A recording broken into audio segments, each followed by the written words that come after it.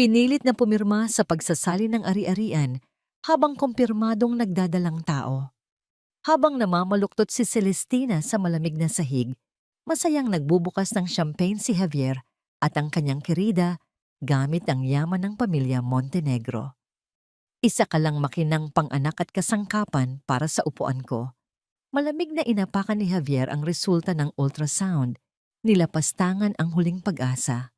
Ngunit, ang banang ng isang ina ay hindi papayag na mawasak. Bago pa mapirmahan ni Javier ang kontrol, dumating ang chief lawyer. Ang tunay na may-ari ay si Celestina Montenegro. Nag-alab ang kanyang mga mata, itinapon ang kahinaan at naging reyna ng korporasyon.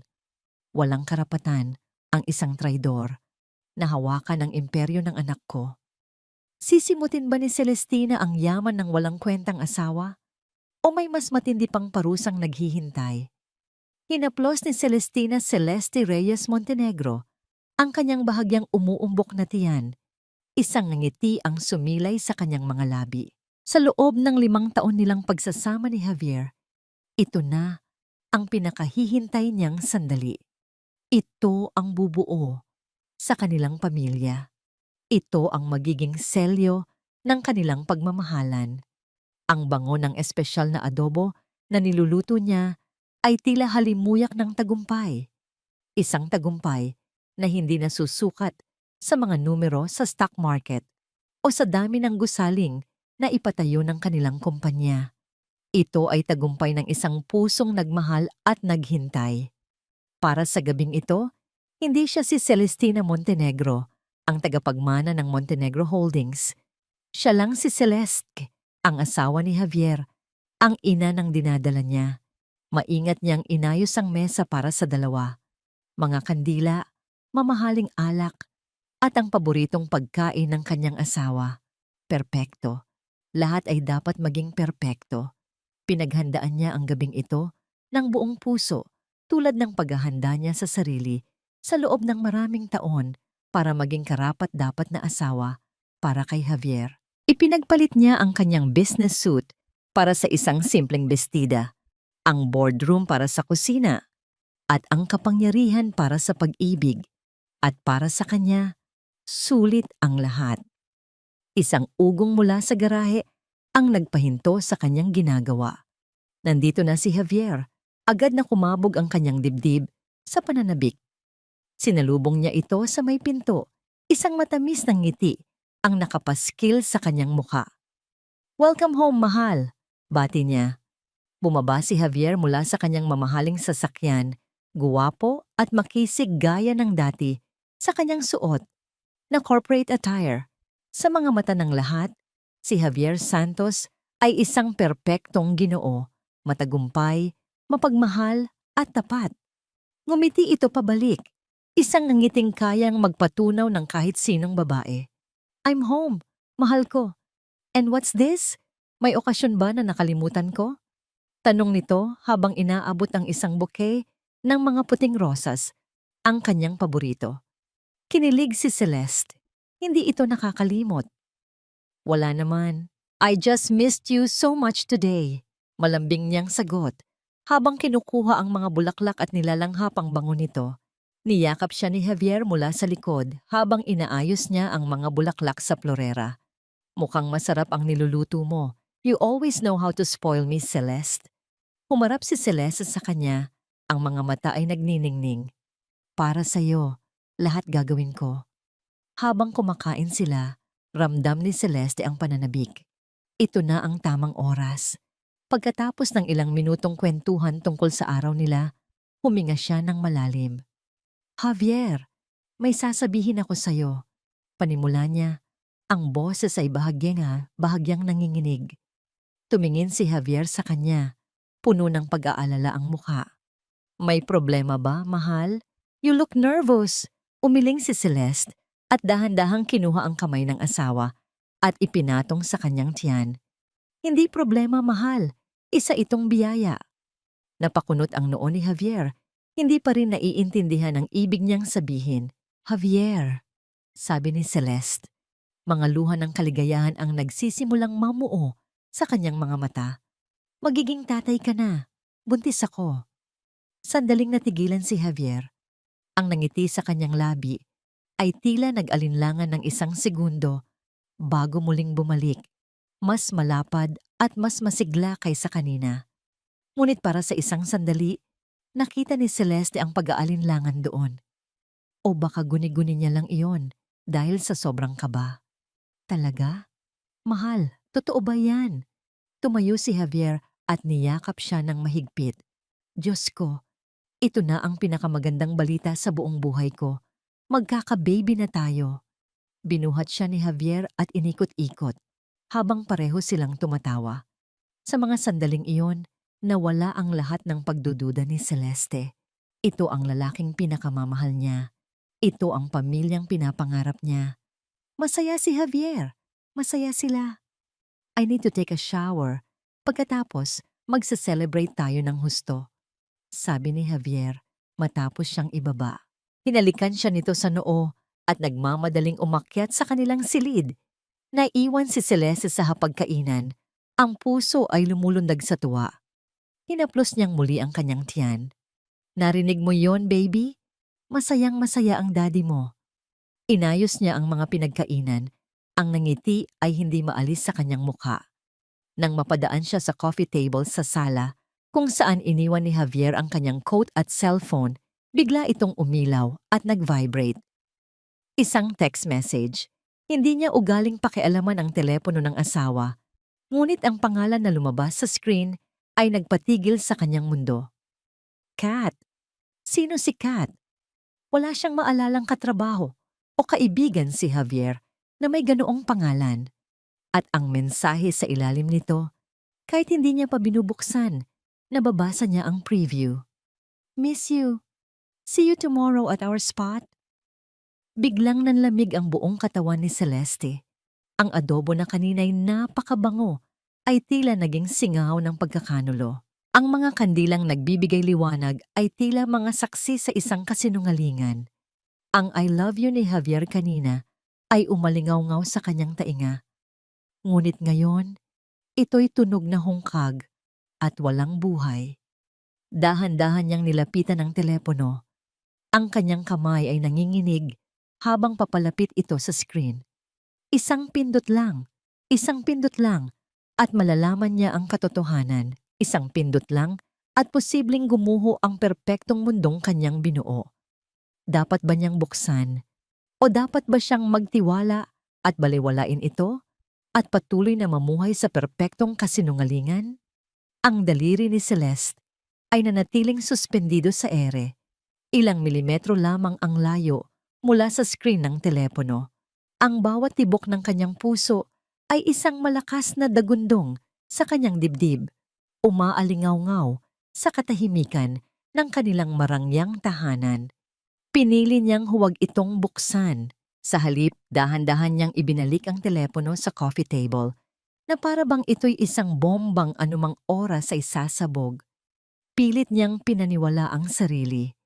Maaaring kamag-anak lang o isang kliyente. Huwag kang mag-isip ng masama, Celeste. Huwag mong sirain ang gabing ito. Ngunit ang laso ng pagdududa ay kumalat na sa kanyang sistema. Nang bumaba si Javier mula sa banyo, nakabihis na ng pambahay, ang ngiti sa labi nito ay hindi na kasing init ng dati sa kanyang paningin. Ang yakap nito ay tila mas malamig. Ang bawat salita ng pagmamahal ay parang isang linyang kabisado mula sa isang script. Hindi siya nakatulog ng gabing iyon. Habang mahimbing na natutulog si Javier sa kanyang tabi, ang paghinga ay malalim at panatag. Si Celeste naman ay dilat na dilat, nakatitig sa kisame. Ang bawat anino sa kanilang silid ay tila naghuhugis ng isang babae, isang multo na nagngangalang Kat. Kinabukasan, kumilos siya na parang walang nangyari. Ipinaghanda niya ng almusal si Javier, inayos ang necktie nito at hinalikan ito sa labi bago umalis papunta sa opisina. Ngunit sa sandaling mawala sa paningin niya ang sasakyan nito, ang maskara ng perpektong asawa ay unti-unting nalaglag. Isang desisyon ang kanyang binuo. Isang desisyon na kinatatakutan niya, ngunit kailangan niyang gawin para sa kanyang katinuan at para sa batang dinadala niya. Kinuha niya ang susi ng isa sa mga sasakyan sa garahe, isang simpleng SUV na bihirang gamitin, hindi ang kanyang luxury sedan na madaling makilala. Nagsuot siya ng malaking sunglasses at isang simpleng scarf. Sa unang pagkakataon sa loob ng maraming taon, pakiramdam niya ay isa siyang espiya sa sarili niyang buhay. Sinundan niya si Javier. Hindi ito dumiretso sa opisina nito sa BGC. Sa halip, lumiko ito patungo sa isang upscale na distrito sa Makati, sa isang lugar na puno ng mga boutique hotel at mga pribadong restaurant. Ang bawat metro na tinatahak ng sasakyan ni Javier ay isang karayom na tumutusok sa puso ni Celeste. Bawat pagliko ay isang pag-asa na sana'y isa lamang itong business meeting. Ngunit huminto si Javier sa tapat ng isang eleganteng cafe na kilala sa pagiging pribado. Pumasok ito sa loob at si Celeste ay naghintay sa kanyang sasakyan sa di kalayuan. Ang puso ay parang gustong kumawala sa kanyang dibdib. Ilang minuto lang ang lumipas, isang babae ang dumating. Isang babaeng balingkinitan, nakasuot ng isang matapang na pulang bestida na bumagay sa kanyang kumpiyansa. Mula sa malayo, kitang-kita ni Celeste ang pag-ilaw ng mukha ni Javier nang makita ang babae. Isang sigla na hindi na niya nakikita mula sa kanyang asawa sa loob ng maraming taon. Niyakap ng babae si Javier at hinalikan ito sa labi. Isang halik na puno ng pananabik at pag-aari. Sa sandaling iyon, ang mundo ni Celeste ay gumuho. Ang hangin ay tila naubos sa kanyang baga. Ang mga tunog ng syudad ay naglaho. Ang nakikita lang niya ay ang dalawang taong nagtataksil sa kanya. Sa mismong lugar kung saan minsan silang nangarap ni Javier. Hindi niya kailangang marinig ang pangalan. Alam niya, iyon si Kat. Hindi siya bumaba. Hindi siya gumawa ng eksena. Parang isang robot, pinaandar niya ang sasakyan at umuwi. Ang mga luha ay tahimik na dumadaloy sa kanyang mga pisngi. Ang perpektong kasinungalingan ay nagwakas na. Nang gabing iyon, hindi siya naghanda ng hapunan. Naupo lang siya sa dilim ng kanilang sala, hinihintay ang pagdating ng kanyang asawa. Nang bumukas ang pinto, ang masayang mukha ni Javier ang kanyang nakita. "Mahal? I'm home. Bakit madilim?" tanong nito, habang binubuksan ang ilaw. Natigilan ito nang makita si Celeste na nakaupo sa sofa. Ang mukha ay blangko, ang mga mata ay namumugto. "Celeste, anong nangyari? Ayos ka lang ba? Ang baby?" Sunod-sunod na tanong nito. Ang pag-aalala sa boses ay parang totoo. Hindi sumagot si Celeste. Sa halip, ipinakita niya ang kanyang telepono. Isang litrato. Isang litratong kuha niya kanina sa cafe. Ang paghalik ni Javier sa babaeng nakapula. Nagbago ang anyo ni Javier. Ang pag-aalala ay napalitan ng pagkagulat at pagkatapos ay nang inis. "Sinundan mo ako?" "Sino siya, Javier?" tanong ni Celeste. Ang boses ay mahina at basag. "Wala yon. It was just a friendly kiss." Pagkakaila ni Javier. "Huwag mo akong gawing tanga." Sa wakas, sumabog ang emosyon ni Celeste. 5 taon, Javier. 5 taon akong naging perpektong asawa para sa'yo. Isinuko ko ang lahat. Para saan? Para dito? Doon na lumabas ang tunay na kulay ni Javier Santos, na wala ang imahe ng mabait at mapagmahal-sahal na asawa. Ang kaharap niya ngayon ay isang estrangherong puno ng galit. "Oo, para dito." Sigaw nito pabalik. "Sawang-sawa na ako, Celeste. Sawang-sawa na ako sa pagiging asawa ng isang martir. Ng isang babaeng walang ibang alam, kundi magluto at maghintay sa bahay. Akala mo ba, yan ang gusto ko? You're boring. Si Katrina. She's alive. She's exciting." Katrina. Inulit ni Celeste ang pangalan na parang isang sumpa. "At ako ang boring na nagdadala ng anak mo sa sinapupunan ko. Ako ang makinang panggawa ng bata para sa'yo? Baka nga, ang sagot ni Javier ay parang isang matulis na punyal. Baka yan na lang ang silbi mo. Ang mga salitang yon, iyon ang huling sampal. Tumayo si Celeste. Ang galit at sakit ay nag-uumapaw. Umalis ka. Umalis ka sa pamamahay ko. Ngumisi si Javier. Pamamahay mo? Pamamahay natin ito, Celeste. At wala kang karapatang paalisin ako. Lumapit ito sa kanya. Ang muka ay nakakatakot sa galit. Huwag na huwag mo akong susubukan, Celeste. Umalis ka. Sigaw ni Celeste habang tinutulak ito palayo. Sa sobrang galit, isang malakas na tulak ang pinakawalan ni Javier. Nawalan ng balanse si Celeste. Ang kanyang likod ay tumama sa gilid ng coffee table bago siya bumagsak sa sahig. Isang matalas na kirot ang gumuhit sa kanyang puson, mas matindi kaysa sa sakit ng kanyang pagkakalaglag. Napasigaw siya sa sakit. Ang mga kamay ay agad na napahawak sa kanyang tiyan. Nang tumingin siya sa ibaba, nakita niya ito. Dugo. Isang patak ng dugo sa kanyang bestida. Natigilan si Javier.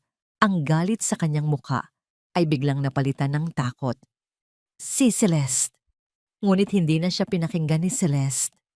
Ang tanging naririnig niya ay ang ugong sa kanyang tainga at ang malakas na kabog ng kanyang dibdib. Ang sakit ng pagkakanulo ay wala ng kwenta kumpara sa takot na nararamdaman niya para sa kanyang anak. Pinilit niyang tumayo, nanginginig, habang nakatingin kay Javier. Ang mga luha ay tumutulo pa rin mula sa kanyang mga mata. Ngunit nang muli niyang imulat ang mga mata, wala na ang takot, wala na ang pighati. Ang naroon ay isang nagliliyab na apoy, isang apoy ng galit na kayang tumupok ng lahat ng kasinungalingan sa paligid niya. Dahan-dahan siyang naglakad palayo. Isang kamay ay nakahawak sa pader para suportahan ang sarili, habang ang isa ay mahigpit na nakakapit sa kanyang tiyan na para bang iyon ang tanging paraan para protektahan ang buhay sa loob niya. Bawat hakbang ay puno ng sakit at determinasyon. Saan ka pupunta? Celeste, mag-usap tayo. Sigaw ni Javier. Ang boses ay puno ng panik, ngunit hindi natakot para kay Celeste, kundi takot para sa sarili. Hindi lumingon si Celeste. Nagpatuloy lang siya sa paglakad, papalabas ng pinto, papalayo sa lalaking sumira sa kanya. Habang nasa sasakyan, nanginginig ang mga kamay na idinayal ang numero ng kanyang personal na doktor. Dok, kailangan ko ng tulong. Dinudugo ako, sabi niya sa pagitan ng mga hikbi. Pagdating sa emergency room ng pribadong ospital, agad siyang inasikaso. Ang bawat minuto sa malamig at puting silid na yon ay parang isang walang hanggang paghihintay sa isang hatol. Ang tanging paulit-ulit na dasal sa kanyang isip ay, Diyos ko, iligtas niyo po ang anak ko. Huwag niyo siyang kunin sa akin. Lumabas ang doktor makalipas ang halos isang oras. Ang muka ay seryoso. Mrs. Montenegro, pinigil ni Celeste ang kanyang paghinga. Your baby is fighting. Stable na siya sa ngayon, but the pregnancy is now high risk. You need complete bed rest. Bawal kang ma-stress. One wrong move, and we could lose the baby. Sa mga salitang iyon, isang malaking buntong hininga ng ginhawa ang kumawala kay Celeste, na agad sinundan ng isang bagong alon ng determinasyon. Buhay ang anak niya, at gagawin niya ang lahat para manatili itong buhay. Nakahiga siya sa kama ng ospital, nakatitig sa puting kisame. Ang babaeng pumasok sa ospital na yon ay puno ng takot at luha. Ngunit ang babaeng lalabas dito ay iba na. Ang sakit na idinulot ni Javier ay parang isang malakas na sampal na gumising sa kanya mula sa isang mahabang pagkakatulog. Ang Celeste na asawa ay namatay na sa gabing iyon. Ang ipapanganak mula sa mga abo nito ay si Celestina, ang reyna na matagal niyang kinalimutan. Ang pagtataksil ni Javier ay hindi lang isang kasalanan sa kanya. Ito ay isang direktang banta sa buhay ng kanyang anak. At para kay Celestina Montenegro, walang kapatawaran para doon. Dinampot niya ang kanyang telepono. Hindi na nanginginig ang kanyang mga kamay. kalmado, kalkulado, isang tawag ang kanyang ginawa. Hindi sa kanyang mga magulang, hindi sa kanyang mga kaibigan, kundi sa taong pinagkakatiwalaan niya sa mundo ng korporasyon. Attorney Sandoval, sabi niya sa kabilang linya, ang boses ay malamig at matigas na parang bakal. Nasaan ka? Ma'am Celestina, nasa bahay po. May problema po ba? Mayroon, sagot ni Celeste. At kailangan ko ng tulong mo para ayusin ito. May sandaling katahimikan sa kabilang linya. Pakinggan mong mabuti. Pagpapatuloy ni Celeste, ang bawat salita ay may bigat. Bukas ng umaga, gusto kong i-freeze mo lahat ng assets na nakapangalanan kay Javier Santos. Lahat. Ang kanyang mga personal account, ang aming joint accounts, ang kanyang credit cards. Lahat. I-cut off mo siya sa lahat ng yaman ng mga Montenegro.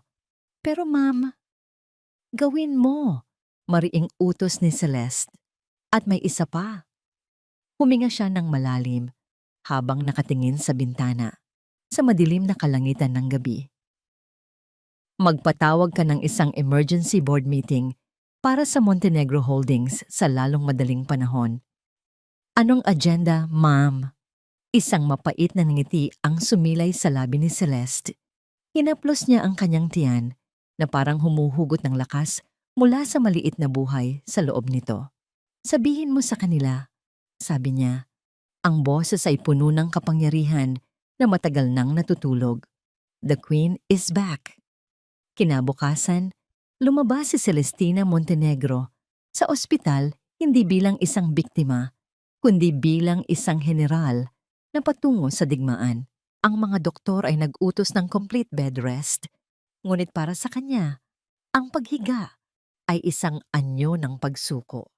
Ang pinakamahusay na paraan para protektahan ang kanyang anak ay ang pagtiyak na ang mundong gagalawan nito ay ligtas. At para magawa iyon, kailangan niyang bawiin ang kontrol. Ang unang hinto niya ay hindi ang kanilang mansyon sa Forbes Park na para sa kanya ay isa ng mausoleo ng mga sirang pangarap, kundi ang kanyang pribadong penthouse sa BGC na hindi na niya tinirhan sa loob ng 5 taon. Pagpasok niya, ang lahat ay natatakpan ng puting tela na parang mga multo ng nakaraan. Ngunit ang alikabok at katahimikan ay hindi nakapagpabago sa aura ng lugar. Ito ang kanyang santuwaryo, ang kanyang tunay na teritoryo. Habang nag-aayos siya, ang bawat galaw ay may bagong layunin. Ang mga simpleng bestida at apron ay pinalitan ng isang itim na power suit na tila hinulma sa kanyang katawan. Ang kanyang buhok, na karaniwang nakapusod lang, ay inayos sa isang makinis at eleganteng bun. Ang kanyang mukha, na dati may malambot na ekspresyon, ay ngayon ay isang maskara ng kalmadong determinasyon. Ang tanging bakas ng nakaraang gabi ay ang bahagyang pamumutla na tinakpan ng kaunting makeup. Nang tumingin siya sa salamin, hindi na niya nakita si Celeste, ang asawa. Ang nakita niya ay si Celestina, ang anak ng yumaong si Don Ricardo Montenegro, ang babaeng pinalaki para pamunuan ng isang imperyo. Ang unang tawag na kanyang natanggap ay mula kay Attorney Sandoval. Ma'am, naisagawa na po ang utos ninyo. All of Mr.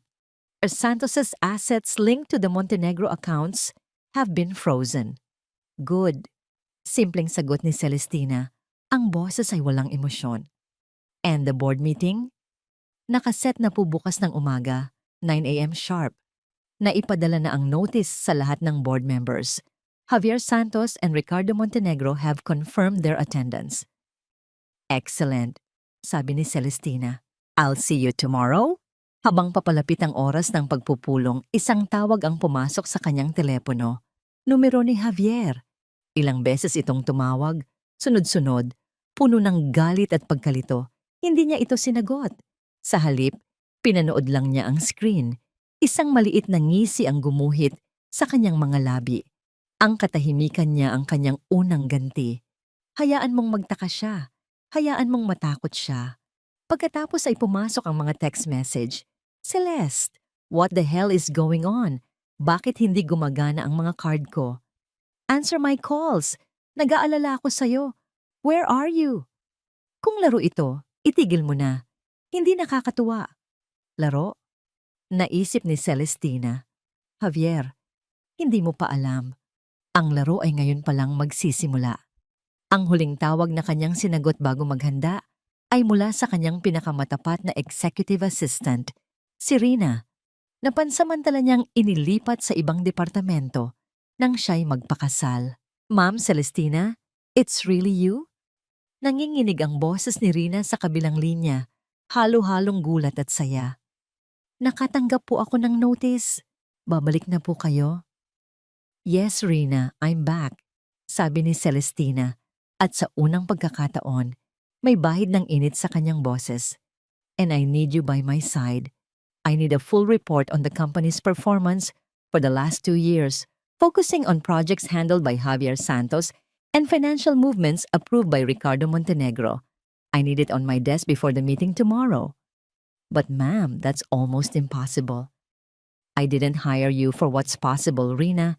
I hired you for your excellence. Make it happen. Yes, ma'am. Right away, ma'am. Sagot ni Rina. Ang boses ay puno na ng bagong sigla. Sa pagbaba niya ng telepono, hinaplos ni Celestina ang kanyang tiyan. Isang tahimik na pangako ang kanyang binitiwan.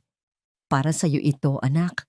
Bawat hakbang, bawat laban, sisiguraduhin kong lalaki ka sa isang mundong ligtas at sayo. Hindi ka na muling masasaktan. Dumating ang umaga ng board meeting. Ang balita ng biglaang pagbabalik ni Celestina ay kumalat na parang apoy sa loob ng Montenegro Holdings. Ang mga empleyado ay nagbubulungan, ang mga ehekutibo ay nag-aalala. Ang reyna, na matagal nang nawala, ay muling uupo sa kanyang trono. Nang pumasok si Javier Santos sa boardroom, ang kanyang mukha ay pinaghalong galit at pag-aalala. Kasunod niya si Ricardo Montenegro, ang pinsan ni Celestina, na may mapanuring tingin sa kanyang mga mata, sinusubukang basahin ang sitwasyon. Nasaan si Celeste? Tanong ni Javier sa isa sa mga board members. This is absurd. She can't just call a meeting like this. She's the majority shareholder and the legal heir. Javier, she can do whatever she wants. Paalala ng isang matandang board member, isang matalik na kaibigan ng kanyang yumaong ama. Eksaktong 9:00 ng umaga, bumukas ang pinto ng boardroom. Ang katahimikan ay bumalot sa buong silid. Lahat ng mga mata ay napako sa babaeng nakatayo sa may pintuan. Hindi ito ang Celeste na kilala nila. Ang babaeng may malambot na ngiti at simpleng kasuotan. Ang nasa harap nila ay si Celestina Montenegro. Nakasuot ng itim na damit na sumisigaw ng kapangyarihan, ang bawat hakbang niya papasok ay may bigat at awtoridad. Ang kanyang mukha ay kalmado, ngunit ang kanyang mga mata ay nagliliyab. Natigilan si Javier. Ito ang babaeng una niyang nakilala. Ang babaeng kinahangaan niya at kinatatakutan. Ang babaeng akala niya ay tuluyan na niyang napaamo. Naglakad si Celestina papunta sa dulo ng mahabang mesa, sa silyang nakalaan para sa chairman. Ang silyang hindi na niya inupuan sa loob ng 5 taon. Hindi niya tinapunan ng tingin si Javier. Para sa kanya, para siyang hangin. Dahan-dahan siyang umupo, ipinatong ang kanyang mga kamay sa mesa, at tiningnan ang bawat isang miyembro ng board bago sa wakas ay tumuon ang kanyang tingin sa 2 tao, si Javier at si Ricardo. Good morning, gentlemen, bati niya. Ang boses ay matatag at malamig, umaalingaw-ngaw sa nakabibinging katahimikan. I trust you all received my notice. I apologize for the short notice, but certain urgent matters have come to my attention that require my immediate return. Huminga siya ng malalim. Ang kanyang mga mata ay hindi umaalis sa pagkakatitig kay Javier na ngayon ay namumutla na. Let's begin. The purge starts now. Ang salitang purge ay nanatiling nakabitin sa ere ng boardroom na parang isang malamig na tabak na handang bumagsak anumang oras. Ang mga board members, mga veterano sa mundo ng negosyo, ay biglang napaupo ng tuwid. Ang kanilang mga mukha ay nagpapakita ng halo-halong pagkamangha at kaba. Alam nila ang reputasyon ni Celestina. Kapag siya'y nagsalita, bawat salita ay may bigat ng ginto at talim ng bakal. Si Javier ang unang nakabawi mula sa pagkagulat. Tumayo siya, pilit na ipinapakita ang awtoridad na sa tingin niya ay taglay pa rin niya. Celeste, what is the meaning of this? Ang boses niya ay malakas, ngunit may bahid ng panginginig. This is highly irregular. Hindi ka maaring basta-basta bumalik at magdeklara ng kung ano-ano. I am the acting CEO. Hindi man lang kumurap si Celestina. Ang kanyang tingin ay nanatiling malamig at matalim. Mr. Santos, kung hindi mo napapansin, nakaupo ako sa silya ng chairman. At bilang may-ari ng pinakamalaking porsyento ng kumpanyang ito, I can do, as you so eloquently put it, whatever I want. Now, sit down. Hindi pa kita kinakausap. Ang utos ay binitiwan ng may ganitong kapangyarihan at katiyakan kaya't si Javier, sa kabila ng kanyang sarili, ay napaupong muli na parang isang batang pinagalitan. Ang pamumula ng kanyang muka ay kitang-kita, isang halo ng kahihiyan at sukdulang galit. Inilipat ni Celestina ang kanyang atensyon sa buong board. Sa nakalipas na 5 taon, panimula niya, ang boses ay kalmado ngunit tumatagos. Ipinagkatiwala ko ang pamamalakad ng Montenegro Holdings sa inyo. Ibinigay ko ang aking buong tiwala sa pag-aakalang ang interes ng kumpanya at ng pamilya Montenegro ang mananaig. Binuksan niya ang isang itim na folder na nasa harap niya na dinala kaninang umaga ni Rina. Ngunit sa kasamaang palad, ang tiwalang yon ay nilapastangan. Kinuha niya ang isang dokumento. Halimbawa, ang proyektong Azure Residences, isang proyektong pinamunuan ni Mr. Sir Santos. Lumingon ang lahat kay Javier.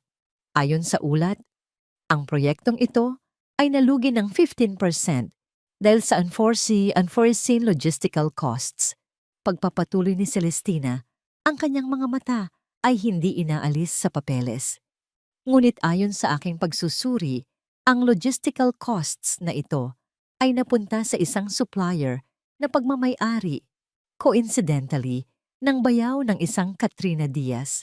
Pamilyar ba sa inyo ang pangalang iyon, Miss Santos?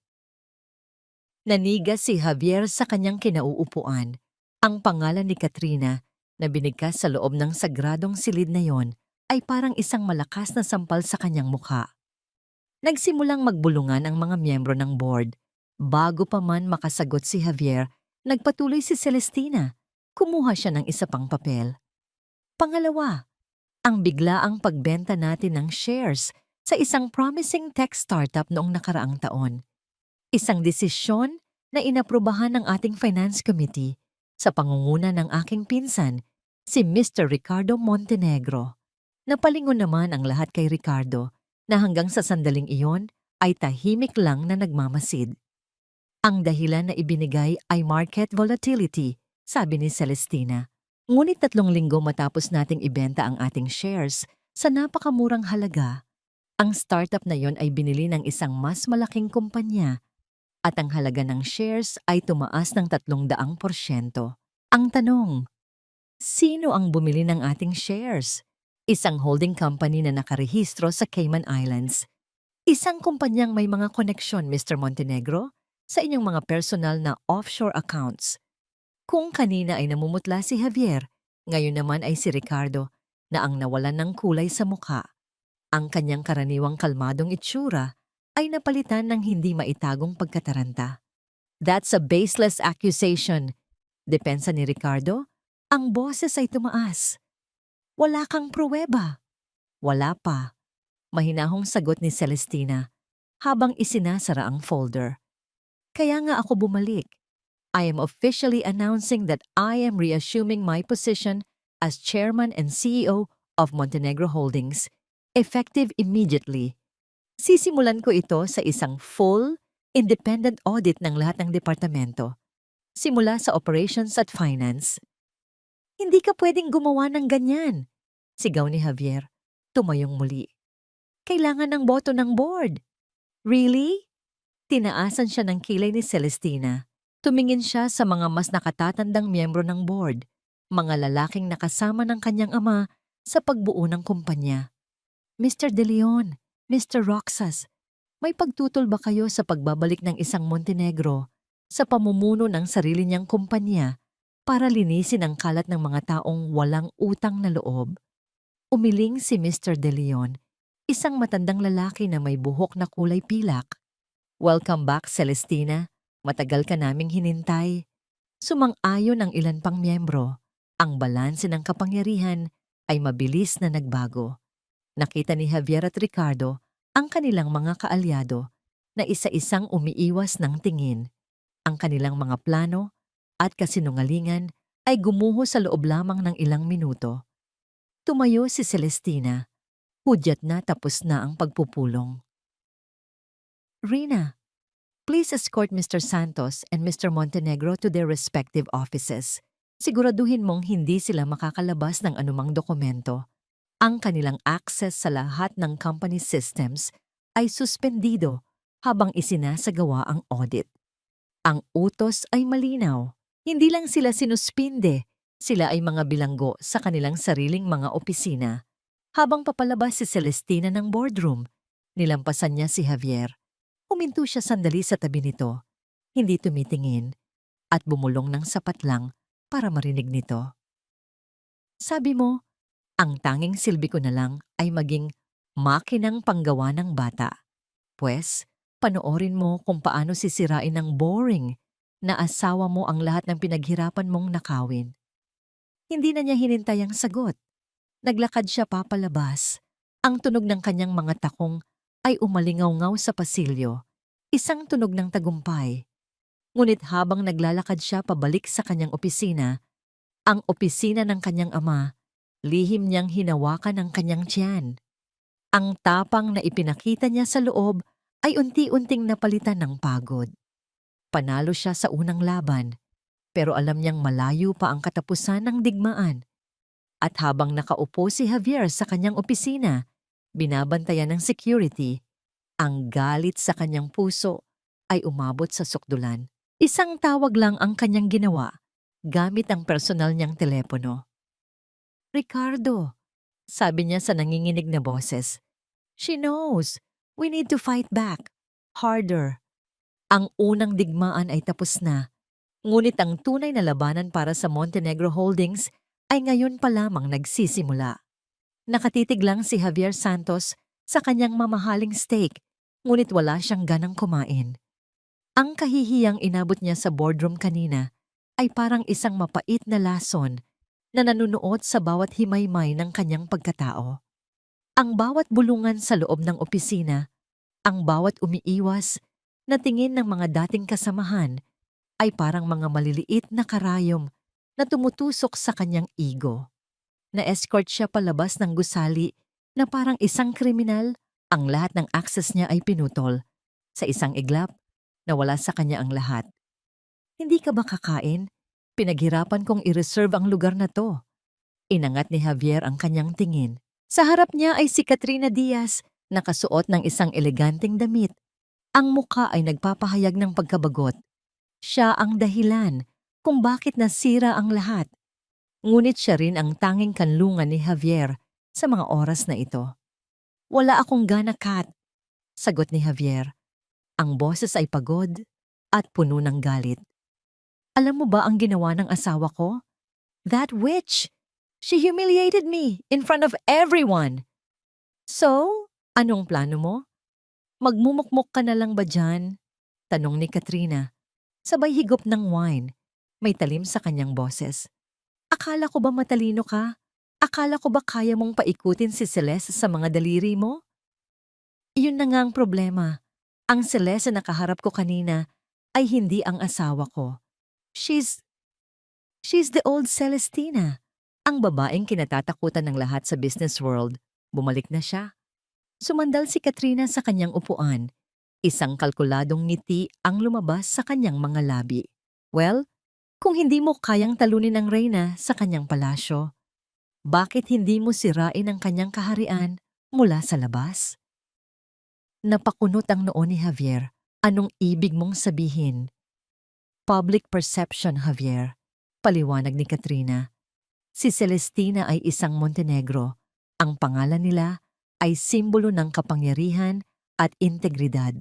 Pero paano kung malaman ng lahat na ang reyna nila ay hindi perpekto? Paano kung siya ay unstable? Isang ideya ang biglang nabuo sa isip ni Javier. Isang marumi, desperado, ngunit posibleng epektibong ideya. Kinabukasan, isang kilalang showbiz and lifestyle journalist ang nakatanggap ng isang anonymous tip para sa isang exclusive interview.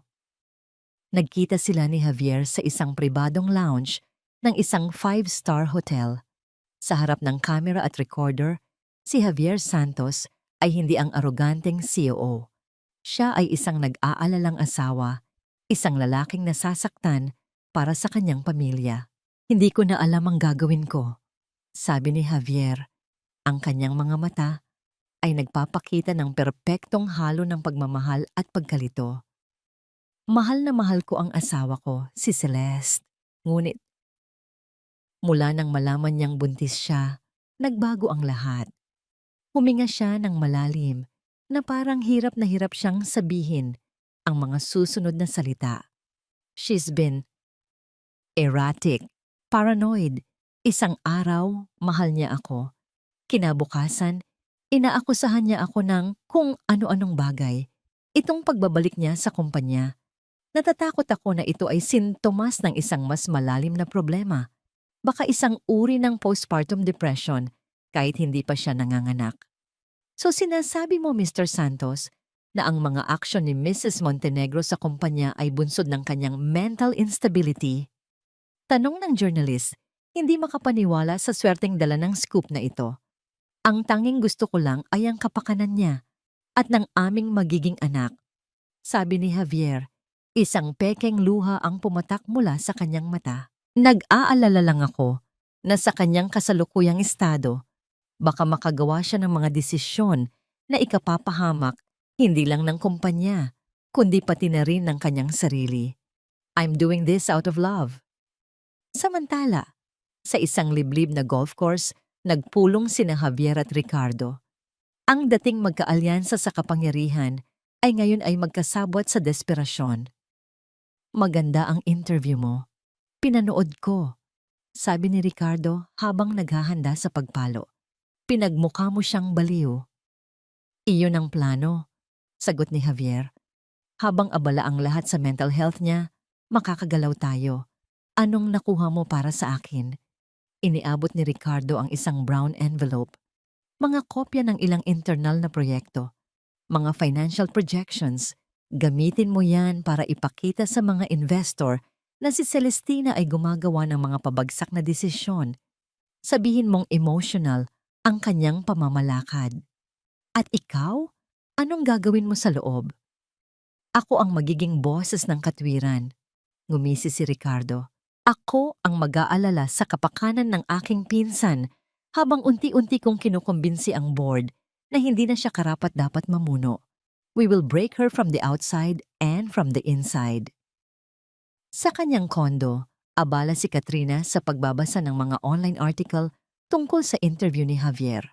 Ang kanyang pangalan ay hindi nabanggit, ngunit alam niya ang kanyang papel. Siya ang ahas sa hardin.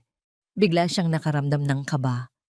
Paano kung sa huli, pagkatapos ng lahat ng ito, iwanan lang siya ni Javier? Paano kung ginagamit lang siya nito? Ang laban ay hindi na lang tungkol sa pera. Ito na rin ay tungkol sa kanyang sariling kaligtasan. Tinawagan niya si Javier. Javier, nakita ko na ang mga balita, sabi niya. Siguraduhin mo lang na sa pagbagsak ni Celeste, ako ang papalit sa pwesto niya. Of course, my love, sagot ni Javier. Ang boses ay matamis at puno ng kasinungalingan. Ikaw at ako, di ba? Tayo ang maghahari sa lahat ng ito. Pagkababa ng telepono, napangisi si Javier, Katrina, Ricardo. Lahat sila ay mga piyesa lamang sa kanyang laro. Sa huli, siya lang ang mananatiling nakatayo. Kinagabihan, ang interview ni Javier ay inilabas online at mabilis na naging viral. Ang headline ay malaki at nakakagulat. Montenegro heiress in mental health crisis, husband fears for company's future. Nasa penthouse si Celestina, nagbabasa ng mga ulat mula kay Rina nang matanggap niya ang link ng article. Binuksan niya ito at habang binabasa ang bawat salita, ang bawat kasinungalingan ni Javier, hindi siya umiyak, hindi siya nagalit. Sa halip, isang malamig at mapanganib na ngiti ang sumilay sa kanyang mga labi. So, this is your game, Javier? Naisip niya. You want to paint me as a mad woman? Hinaplos niya ang kanyang tiyan. Akala mo takot ako sa dumi? Javier, hindi mo alam. Sa putik ako pinanganak. Dinampot niya ang kanyang telepono at tinawagan ang pinuno ng kanilang legal at PR department. Maria, sabi niya, ang boses ay kalmado. Nakita mo na ba ang balita? Yes, ma'am, it's a disaster. We need to release a statement immediately. No? Putol ni Celestina. We will not be defensive. We will attack. Anong ibig ninyong sabihin, ma'am? I-set mo ang isang press conference bukas ng hapon sa main lobby ng Montenegro Tower. Imbitahin mo ang lahat ng major news outlets. Walang pre-screened questions. Natahimik si Maria sa kabilang linya. Ma'am, that's too risky. They will eat you alive. Hayaan mo sila, sagot ni Celestina. Ang kanyang mga mata ay nakatutok sa skyline ng syudad. Gusto nilang makilala ang baliw na reyna? Bukas, haharapin nila ako. Ang main lobby ng Montenegro Tower ay masikip at maingay. Puno ng mga mamamahayag, cameramen, at mga usisero. Ang anunsyo ng biglaang press conference ni Celestina Montenegro ay nagdulot ng malaking kaguluhan sa mundo ng media at negosyo. Ito ang pinakahihintay na sagot sa kontrobersyal na interview ni Javier. Inaasahan ng lahat ang isang madamdaming pagtanggi, mga luha, o isang marahas na pag-atake. Ngunit nang lumabas si Celestina mula sa elevator, kasama ang kanyang legal at PR team, ang tanging maririnig ay ang sabay-sabay na pag-click ng mga kamera. Hindi siya mukhang biktima. Hindi rin siya mukhang baliw. Nakasuot siya ng isang puting-puting pantsuit, isang matapang na pagpili na sumisimbolo sa kalinisan at katotohanan laban sa itim na kasinungalingan. Ang kanyang buhok ay nakaayos ng perpekto. Ang kanyang paglalakad ay puno ng kumpiyansa. Huminto siya sa podium na inihanda para sa kanya, isang kalmadong isla sa gitna ng isang magulong karagatan. Pinagmasdan niya ang mga mukha sa kanyang harapan, hinayaan ng mga kamera na kunan ang kanyang itsura. Isang itsura na hindi nagpapakita ng kahinaan, kundi ng hindi matitinag na lakas. Magandang hapon sa inyong lahat, panimula niya. Ang kanyang boses ay malinaw at matatag, dinig sa bawat sulok ng labi. Tinawag ko kayo rito ngayon para linawin ang ilang bagay. Hindi niya binanggit ang interview ni Javier. Hindi niya binanggit ang mga akusasyon.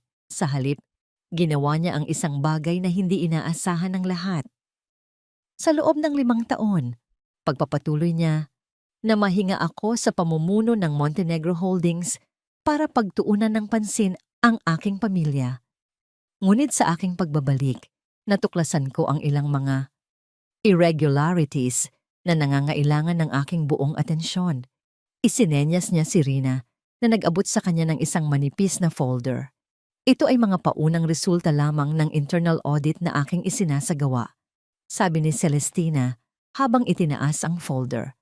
Mga proyektong may kaduda-dudang suppliers, mga investment na bigla ang ipinagbili bago pa man ito kumita. Mga transaksyon na, sa madaling salita, ay nagdulot ng malaking pinsala sa kumpanya. At lahat ng ito ay nangyari sa ilalim ng pamamahala ng aking asawa, si Mr. Javier Santos, at ng aking pinsan, si Mr. Ricardo Montenegro. Isang malakas na bulungan ang pumuno sa silid. Mula sa isang personal na issue, ginawa itong isang corporate scandal. Ang aking pagbabalik ay hindi dahil sa emotional instability, sabi niya. Sa wakas ay direktang tinutukoy ang paratang. Ang kanyang boses ay may bahid ng sarkasmo. Ito ay dahil sa tungkulin. Tungkulin ko sa kumpanyang itinatag ng aking ama at tungkulin ko sa libu-libong empleyado na umaasa rito. Mrs. Montenegro! Sigaw ng isang reporter. Paano ang sinasabi ng asawa ninyo tungkol sa inyong kalusugan? Totoo bang may pinagdadaanan kayo? Tumingin si Celestina sa direksyon ng reporter. Isang matamis, ngunit mapanganib ng ngiti ang sumilay sa kanyang mga labi. Ang tanging pinagdadaanan ko ngayon ay ang proseso ng paglilinis sa aking kumpanya at sa aking buhay. Sagot niya. At tungkol sa mga sinabi ng aking asawa, marahil, mas magandang itanong sa kanya kung ano ang kanyang pinagdadaanan, kaya siya nagkakalat ng ganitong mga kasinungalingan. Marahil, ito ay sintomas ng desperation. Ang labi ay muling napuno ng ingay. Bawat salita ni Celestina ay isang perpektong kalkuladong atake. Wala na akong karagdagang sasabihin sa ngayon. Pagtatapos niya, hahayaan kong ang mga numero at dokumento ang magsalita sa mga susunod na araw. Maraming salamat. At sa gayon, tumalikod na siya at naglakad pabalik sa elevator. Iniwan ang isang media frenzy sa kanyang likuran. Hindi niya sinagot ang lahat ng tanong, ngunit nagtanim siya ng isang mas malakas na binhi, ang binhi ng pagdududa laban kay Javier. Sa kanyang pagbabalik sa executive floor, sinalubong siya ni Rina at ng kanyang legal team. That was brilliant, ma'am, sabi ni Maria, ang PR head, na halatang nakahinga ng maluwag. We shifted the narrative completely. Hindi pa tayo tapos, sabi ni Celestina habang tinatanggal ang kanyang coat. Iyon ay para lang sa publiko. Ngayon, simulan na natin ang totoong trabaho. Pumasok sila sa kanyang opisina. Sa malaking mesa, nakakalat ang mga dokumento at financial statements, ang mga natuklasan ni Rina sa loob lamang ng isang gabi. Ma'am, tama po ang hinala ninyo, sabi ni Rina habang itinuturo ang isang spreadsheet. May pattern. Si Mr. Montenegro ang nag-a-aproba ng mga budget at si Mr. Santos ang nag-a-assign sa mga supplier na ito. I cross-reference the ownership records of these suppliers. Lahat ay may connection sa isa't isa. Mga dummy corporations na bumabalik sa iisang holding company. Ang kumpanyang bumili ng ating tech shares? Tanong ni Celestina. Ang mismong kumpanya, ma'am. It's a systematic siphoning of company funds. They were bleeding the company dry, slowly but surely. Isang malamig na kaba ang naramdaman ni Celestina. Ang plano pala nila ay mas malaki kaysa sa inaakala niya. Hindi lang ito simpleng pagnanakaw. Ito ay isang planadong pagpapabagsak sa Montenegro Holdings. May isa pa, ma'am, sabi ni Rina, na tila nag-aalangan. Yung tungkol sa Azure Residences, ang supplier na pag-aari ng bayaw ni Katrina Diaz. I dug deeper. The company is just a front. Ang totoong may-ari, base sa bank records na nakuha ko mula sa isang source, ay si Katrina Diaz mismo. Napahinto si Celestina, so ang kabit ng kanyang asawa ay hindi lang isang simpleng babae, isa rin siyang kasabwat. Habang abala sila sa pag-aaral ng mga dokumento, isang pribadong investigator na palihim na kinuha ni Celestina ang tumawag sa kanyang personal na linya. Mrs. Montenegro, may nakuha na akong impormasyon tungkol sa background ni Javier Santos, sabi ng investigador. May mga ilang bagay na hindi niya idineklara noong una siyang pumasok sa kumpanya. Ngunit may isa akong natuklasan. Isang bagay na medikal. It's very sensitive. Ano yon? Tanong ni Celestina. Ang kanyang atensyon ay ganap na nakuha. Nagpadala po ako ng isang sealed envelope sa opisina ninyo. It's a medical record from a provincial clinic from years back. I think you should see it for yourself. Nang ibaba ni Celestina ang telepono, naramdaman niya ang isang kakaibang kaba.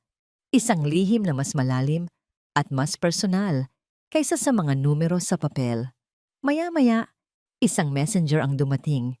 Dala ang isang maliit na brown envelope na may markang confidential. Tiningnan niya ito. Ang kanyang pangalan lang ang nakasulat. Pinapasok niya ito sa kanyang bag. Nagpa siyang buksan ito sa pribadong espasyo ng kanyang tahanan. Ang laban sa publiko ay pansamantalang natapos. Ngunit alam ni Celestina, sa paghawak niya sa sobrang iyon, na ang susunod na lihim na kanyang matutuklasan ay ang siyang tuluyang magbabago sa lahat. Ang katahimikan sa penthouse ni Celestina ay halos nakabibingi matapos ang magulong araw. Ang tanging kasama niya ay ang mga anino na nililikha ng mga ilaw ng syudad mula sa malaking bintana. Nakaupo siya sa isang mamahaling sofa, ngunit ang kanyang buong atensyon ay nasa selyadong brown envelope na nakapatong sa glass table sa kanyang harapan. Ilang minuto na siyang nakatitig dito. Isang bahagi niya ang gustong sunugin na lamang ito at wag nang alamin ang nilalaman. Marahil, sapat na ang mga kasinungalingang kanyang natuklasan. Ngunit ang isa pang bahagi, ang bahaging nag-udyok sa kanyang bumalik, ang bahaging mandirigma, ay alam na walang puwang ang takot sa digmaang ito. Huminga siya ng malalim, kinuha ang envelope. Ang kanyang mga daliri, na kanina'y matatag na nakahawak sa podium, ay bahagyang nanginginig ngayon. Dahan-dahan niyang pinunit ang selyo. Sa loob ay may ilang piraso ng papel, halatang kinopya mula sa isang lumang file. Isang medical record. Sa itaas ay nakasulat ang pangalan, Javier M. Santos. At ang petsa, 15 taon na ang nakalipas. Sinimulan niyang basahin mga karaniwang detalye sa simula. Edad, taas, timbang. Ngunit nang marating niya ang bahagi ng diagnosis, ang kanyang mga mata ay nanatili sa isang salita. Isang medikal na termino na pamilyar sa kanya dahil sa kanilang mahabang pagsubok na magkaanak. Azoospermia. Ang ibig sabihin nito ay zero sperm count, isang kondisyon na nagiging sanhi ng absolute male infertility. Ang papel ay tila naging yelo sa kanyang mga kamay. Binasa niya itong muli. At muli. At muli. Sinusubukang hanapin ang isang pagkakamali, isang maling interpretasyon, ngunit malinaw ang nakasulat. Ang resulta ng laboratorio ay malinaw. Ang diagnosis ng doktor ay tiyak. Si Javier Santos ay baog. Isang malamig na alon ang biglang bumalot sa kanyang buong katawan. Napahawak siya sa kanyang tiyan. Ang maliit na buhay sa loob niya, ang bunga ng kanilang pagmamahalan, ang dahilan ng kanyang pagbabalik. Biglang bumalik sa kanyang alaala ang lahat. Ang 5 taon ng pag-asam, ang daan-daang pagsubok, ang mga luha sa tuwing darating ang kanyang buwan ng dalaw, ang mga masasakit na salita mula sa pamilya ni Javier na palihim na sinisisi siya. At si Javier, ang kanyang mapagmahal na asawa, laging naroon para i-comfort siya.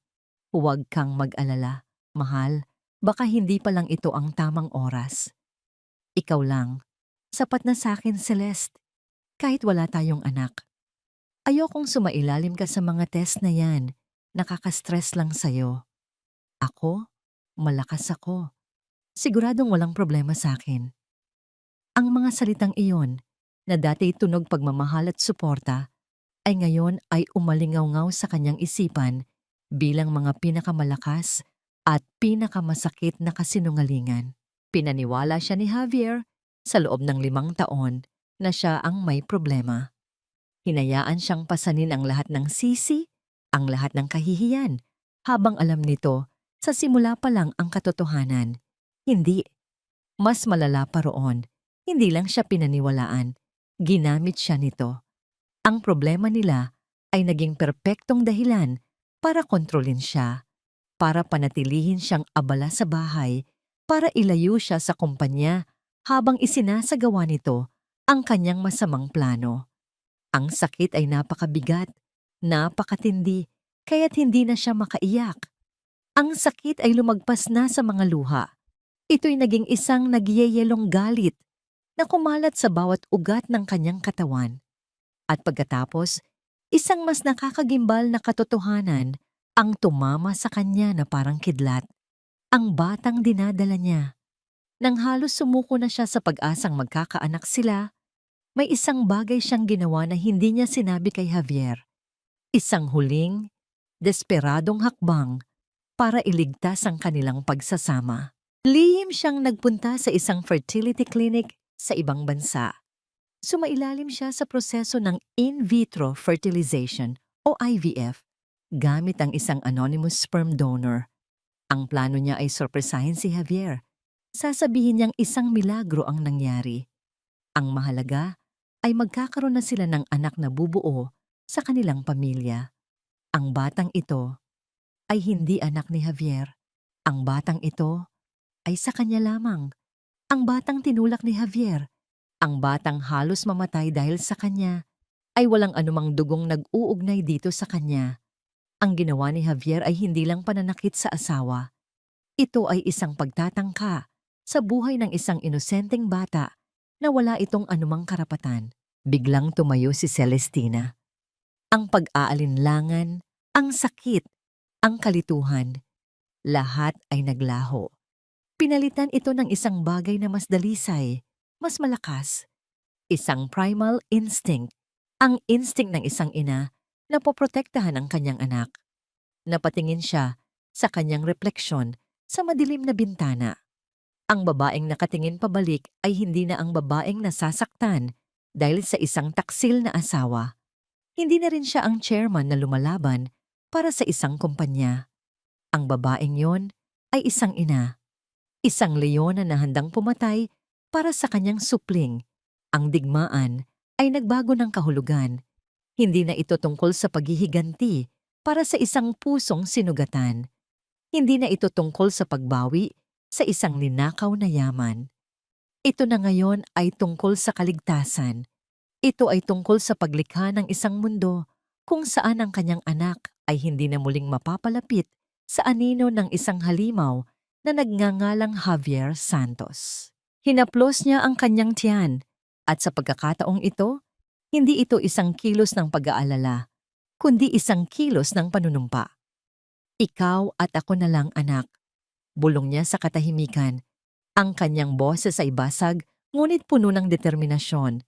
Ikaw at ako laban sa mundo. At ipinapangako ko sa iyo, hindi sila mananalo. Dinampot niyang muli ang medical record. Ito ay hindi na lamang isang piraso ng papel. Ito na ang kanyang pinakamalakas na sandata. Isang sandata na hindi inaasahan ni Javier. Isang katotohanang kayang durugin, hindi lang ang kanyang mga plano, kundi ang kanyang buong pagkatao. Hindi na siya iiyak para kay Javier. Hindi na siya magluluksa para sa kanilang pagsasama. Ang lahat ng enerhiya niya ngayon ay nakatuon na sa isang layunin. Ang ganap na pagwasak sa lalaking nagtangkang kunin sa kanya ang lahat. Lalo na ang pinakamahalagang bagay na hindi naman pala kailanman naging kanya, ang kanilang anak. May ngiting gumuhit sa kanyang labi. Isang ngiting hindi umabot sa kanyang mga mata. Isang nangiting malamig, mapanganib, at puno ng pangako, ng isang nalalapit na paghuhukom. You wanted to paint me as a mad woman, Javier? Naisip niya.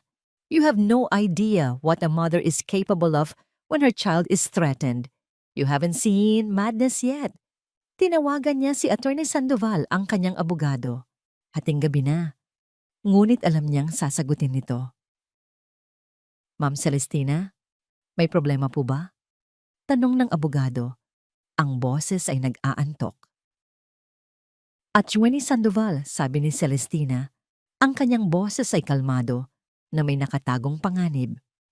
Simulan mo na ang annulment papers. Natahimik ang abogado sa kabilang linya. At may idadagdag tayong isang espesyal na provision. Pagpapatuloy ni Celestina. A restraining order. Gusto kong ipagbawal si Javier Santos na lumapit sa akin o sa aking anak habang buhay. Sa inyong anak? Ma'am, alam kong mahirap ito, pero bilang ama, he is not the father. Putol ni Celestina, ang bawat salita ay may bigat ng isang hatol. Isang nakabibinging katahimikan ang sumunod. May ipapadala ako sa iyong email, abogado. Isang dokumento. Pagkatapos mong makita yan, malalaman mo na kung bakit ang laban na ito ay hindi na negosyo lang. Ibinalik niya ang medical record sa sobre. Ang katotohanang hindi mabubura. Ang simula ng tunay na pagbagsak ni Javier Santos. Damn it! Sigaw ni Javier Santos habang pinapanood ang bola ng golf na lumihis at bumagsak sa sand trap. Ang laro, na dati niyang paraan para mag-relax, ay ngayon ay isa na namang pinagmumulan ng kanyang frustrasyon. Sa nakalipas na mga araw, bawat galaw niya ay tila napupunta sa buhangin. Ang press conference ni Celestina ay isang malaking dagok. Mula sa pagiging biktima sa mata ng publiko, si Javier ay biglang naging suspek. Ang mga kaibigan sa negosyo na dati tumatawag ay biglang hindi na makontakt. Ang mga investors ay nagsisimula ng magtanong. Ang pader na binuo niya sa paligid ng kanyang mga kasinungalingan ay unti-unti nang nagkakaroon ng mga bitak. Hindi ka makapag-focus, Javier, sabi ni Ricardo Montenegro, na kalmadong naglalakad palapit. Hindi tulad ni Javier, na halatang halata ang pagkabalisa. Si Ricardo ay nanatiling tuso at kalkulado, na parang isang ahas na naghihintay ng tamang oras para tumuklaw. Paano ako makakapag-focus? Pasigaw na sagot ni Javier. That woman is dismantling everything we've built. Iniisa-isa niya ang ating mga proyekto. Pinatawag niya ang lahat ng department heads para sa one-on-one meetings. She's turning my people against me. She's turning her people against you. Pagtatama ni Ricardo. At iyan ang pagkakamali mo. Minaliit mo siya. Minaliit mo ang loyalty ng mga taong matagal nang nagsisilbi sa ama niya. So anong gagawin natin? Hihintayin na lang ba nating ilabas niya ang lahat ng ebidensya at ipakulong tayo? Ngumisi si Ricardo. Ang isang sugatang hayop, Javier, ay pinakadelikado. At si Celestina, sa kabila ng lahat ng pinapakita niya, ay sugatan. Gagamitin natin yan laban sa kanya. Paano? Kailangan nating pabilisin ang mga pangyayari, sabi ni Ricardo. Hindi na tayo pwedeng maghintay sa audit niya. Kailangan nating tanggalin siya sa pwesto bago pa niya tayo matanggal. We need to call for a vote of no confidence. Natigilan si Javier. Isang boto ng kawalan ng tiwala? Ricardo, karamihan sa board ay nasa panig niya, lalo na ang mga matatanda. Ang mga matatanda ay sentimental, pero hindi sila mga tanga. Paliwanag ni Ricardo. Ang mahalaga sa kanila ay ang katatagan ng kumpanya, at iyon ang aatakihin natin. Gamit ang mga dokumentong ibinigay ko sa iyo at ang mga bagong kaalyado na kinakausap ko, ipapakita natin na si Celestina ay isang emotional at reckless na leader. Habang sila'y nag-uusap, sa isang mamahaling restaurant hindi kalayuan, si Katrina Diaz ay nakikipagkita sa isa sa kanyang mga kaibigan, isang sikat na social media influencer. Darling, ang gulo ng buhay mo ngayon. No? Sabi ng influencer habang kumukuha ng selfie. You're caught in the middle of the Montenegro drama. Hindi ko na alam, sis. Sagot ni Katrina. Ang kanyang boses ay perpektong nagpapanggap na nalulungkot. Mahal ko si Javier, pero ang asawa niya, she's making my life a living hell. Nakakatanggap ako ng mga death threats online. Pinapalabas niyang ako ang masama. So ano ang totoong kwento? Ang totoo? Ngumiti si Katrina ng mapait. Ang totoo, si Mrs. Montenegro ay hindi stable. Minsan, nakita ko siyang nagsisigaw mag-isa. Sabi ni Javier, nag-iiba raw ang ugali niya dahil sa pagbubuntis. Nakakatakot. Ang mga chismis na ito na sinadyang ipakalat ay mabilis na kumalat sa mga social circle at nagdagdag ng gasolina sa apoy na sinimulan ni Javier. Ang imahe ni Celestina bilang isang unstable na babae ay unti-unting nabubuo. Ngunit ang pinakadesperadong galaw ay nagmula kay Javier. Ginamit niya ang kanyang pinakabago at pinakamaruming sandata. Isang gabi, isang sikat na blind item ang lumabas sa isang gossip blog. Hindi ito nagbanggit ng pangalan, Ngunit ang mga detalye ay malinaw. Anong sikat na business heiress na kasalukuyang nasasangkot sa corporate war laban sa sariling asawa ang di umano'y nagdadalang tao sa anak ng iba? Ayon sa isang source, matagal nang may problema ang mag-asawa sa pagbuo ng pamilya at ang biglaang pagbubuntis ni Mrs. ay isang malaking palaisipan. Could this be the real reason behind the Mad Queen's erratic behavior? Ang artikulo ay isang bomba. Inatake nito hindi lang ang kredibilidad ni Celestina bilang leader, kundi pati na rin ang kanyang dignidad bilang isang babae at ina. Sa penthouse, nabasa ni Celestina ang blind item. Ang kanyang mga kamay ay kumuyom sa galit. Alam niya kung kanino ito nanggaling. Si Javier, sa kanyang desperasyon, ay handang gamitin maging ang kanilang pinakapersonal na paghihirap para lang sirain siya. Ngunit ang hindi alam ni Javier, ang kasinungalingang ito ay mas malapit sa katotohanan kaysa sa inaakala niya at ang katotohanan yon ay mas papabor kay Celestina. Sa kabilang banda, si Katrina ay nagsimula ng makaramdam ng takot habang nakaupo sa kanyang mamahaling kondo na binabayaran ni Javier. Isang pag-iisip ang hindi maalis sa kanyang isip.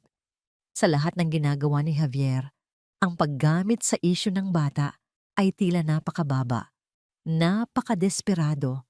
Napakinggan niya minsan ang isang pag-uusap sa telepono ni Javier at Ricardo. After we take her down, we cut all loose ends, sabi ni Ricardo. No witnesses, no liabilities. Biglang kinilabutan si Katrina. Isa ba siyang loose end? Isang liability na kailangang putulin kapag hindi na siya kailangan? Ang pag-ibig na inakala niyang totoo ay baka isa lang palang transaksyon at sa mundong ito, ang mga transaksyon ay may katapusan. Samantala, matagumpay na nakakuha sina Javier at Ricardo ng sapat na pirma para tumawag ng isang emergency board meeting.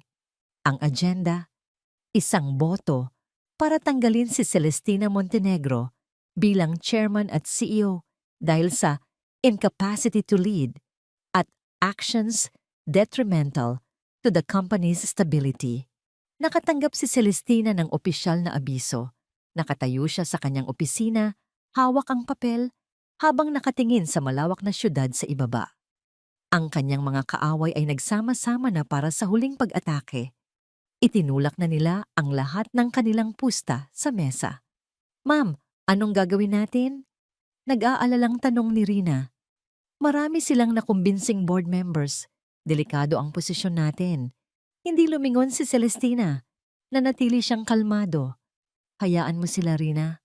Sabi niya, ang boses ay malamig at puno ng katiyakan. "They have just done me a favor." "Papabor po?" "They have gathered all my enemies in one room," paliwanag ni Celestina. "It will make the execution so much easier." Ang araw ng botohan ay itinakda. Sa paglubog ng araw, ang anino ng Montenegro Tower ay humaba, na parang isang hula sa nalalapit na pagtutuos. Pumasok si Celestina sa boardroom. Ang kanyang mukha ay isang blankong canvas, habang sinalubong siya ng mga mapanuring tingin ng board at ng nagtatagumpay ng ngisi ni Javier at Ricardo. Para sa kanila, ito na ang katapusan ng reyna. Ang hindi nila alam, ito ay simula pa lang ng kanilang paghuhukom. Ang hangin sa loob ng boardroom ay mabigat at halos mahirap hingahan. Ang bawat miyembro ng board of directors ay nakaupo sa kanilang mga itinalagang silya. Ang kanilang mga mukha ay mga maskara ng diplomasya na nagkukubli ng sari-saring emosyon. Pagkamausisa, takot, kasakiman. Sa gitna ng lahat, si Celestina Montenegro ay nakaupo sa kanyang silya sa dulo ng mesa. Ang kanyang postura ay tuwid at marangal. Ngunit ang kanyang katahimikan ay nagpapahiwatig ng isang paparating na bagyo. Si Ricardo Montenegro ang tumayo para pangunahan ng pagpupulong. Ang kanyang boses ay puno ng pekeng pag-aalala. "Gentlemen and Madam Chairman," panimula niya, "tinawag natin ang pulong na ito dahil sa isang mabigat na dahilan. Tayong lahat dito ay nagmamahal sa Montenegro Holdings. Ito ang legasiya ng aking yumaong tiyuhin, ang ama ni Celestina. At bilang mga tagapangalaga ng legasiyang yon, tungkulin nating protektahan ito sa lahat ng banta. Kahit na ang banta ay nagmumula sa loob. Naglakad siya papunta sa harap, malapit sa malaking screen. Sa mga nakalipas na linggo, nasaksihan natin ang mga pabigla-biglang desisyon mula sa ating chairman. Isang internal audit na nagdulot ng kaguluhan at pagdududa sa halip na kaliwanagan. Isang press conference na naglantad ng ating mga panloob na problema sa buong mundo. Isang slideshow ang nagsimula sa screen. Mga financial chart na minanipula para magmukhang bumabagsak ang kumpanya simula nang bumalik si Celestina. Mga pekeng graph na nagpapakita ng pagbaba ng stock value, sinadyang i-highlight ang mga araw kung kailan siya gumawa ng mga anunsyo. Ang mga numerong ito ay hindi nagsisinungaling, sabi ni Ricardo. Ang kanyang boses ay puno ng drama. Ang Montenegro Holdings ay dumudugo. At habang nauunawaan natin ang personal na pinagdadaanan ng aking pinsan, hindi natin maaaring isakripisyo ang kinabukasan ng libu-libong empleyado para sa kapakanan ng isang tao. Pagkatapos ni Ricardo, si Javier naman ang tumayo. Ang kanyang diskarte ay iba. Hindi siya galit. Siya ay isang nasasaktang asawa. Hindi ko nais na umabot tayo sa ganito. Sabi niya, ang kanyang mga mata ay nakatuon kay Celestina. Celeste, mahal kita. Pero ang kumpanyang ito ang buhay ng iyong ama. At ang nakikita kong ginagawa mo ngayon, sinisira mo ito. Ang iyong galit sa akin ay ibinubuhos mo sa kumpanya. This is not leadership. This is a personal vendetta. Ang mga salita ay perpektong pinili. Ang mga paratang ay perpektong binalangkas. Pinalabas nilang si Celestina ay isang babaeng hindi makapag-isip ng diretsyo. Isang reynang nasisiraan ng bait na handang sunugin ang sariling kaharian. Tahimik lang si Celestina. Hinayaan niya silang magsalita. Hinayaan niyang itayo nila ang kanilang entablado ng kasinungalingan. Pinanood niya ang mga mukha ng bawat miyembro ng board. Nakita niya ang pag-aalinlangan sa mga mata ng ilan.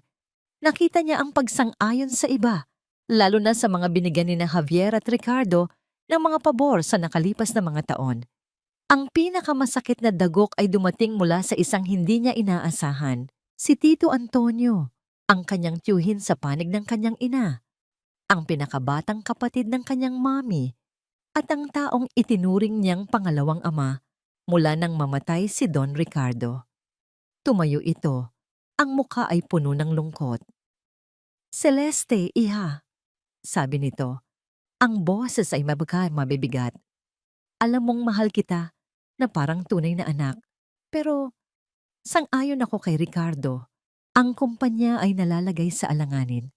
Marahil kailangan mo munang magpahinga.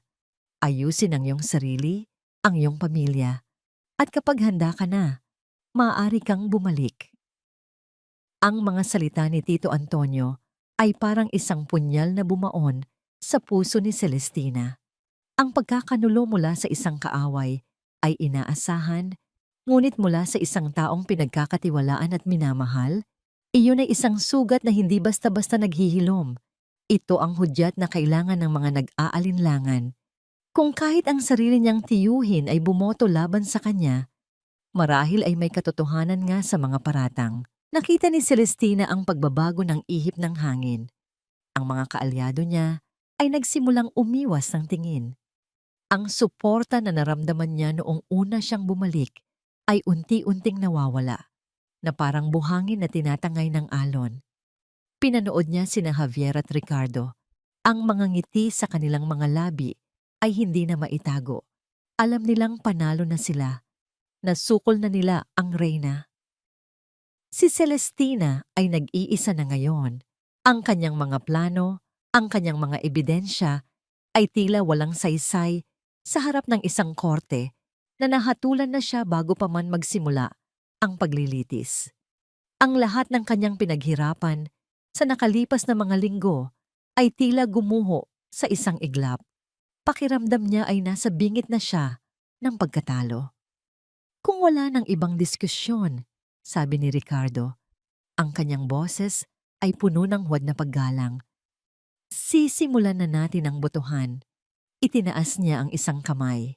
Lahat ng sumasang-ayon sa mosyon na pansamantalang tanggalin sa pwesto si Chairman Celestina Montenegro habang isinasagawa ang isang mas malalim na investigasyon sa kanyang pamamalakad. Please raise your hand. Ang unang kamay na itinaas ay ang kay Ricardo. Sumunod ang kay Javier. Pagkatapos ay isa-isa nang nagsitaasan ng iba pang mga kamay, ang mga kaalyado nila, ang mga natakot, ang mga nabayaran, at ang pinakamasakit sa lahat, ang kamay ng kanyang tito Antonio. Nakatitig lang si Celestina sa mga nakataas na kamay. Ang bawat isa ay parang isang pako na ipinupukpok sa kanyang kabaong. Ang ingay sa silid ay naglaho. Ang tanging naririnig niya ay ang malakas na tibok ng kanyang puso na wala na ang lahat. Ang kumpanya, ang tiwala, ang suporta. Nasa bingit na siya ng pagkawala ng lahat ng ipinaglalaban niya. The motion is carried, deklara ni Ricardo. Isang malapad na ngiti ng tagumpay ang nakapinta sa kanyang mukha habang nakatingin kay Celestina. Madam Chairman, you are hereby relieved of your duties. Ang deklarasyon ni Ricardo ay umalingaw-ngaw sa loob ng boardroom, isang hatol na tila pinalna. Si Javier ay nakangiti ng malapad. Ang kanyang mga mata ay nagliliyab sa tagumpay.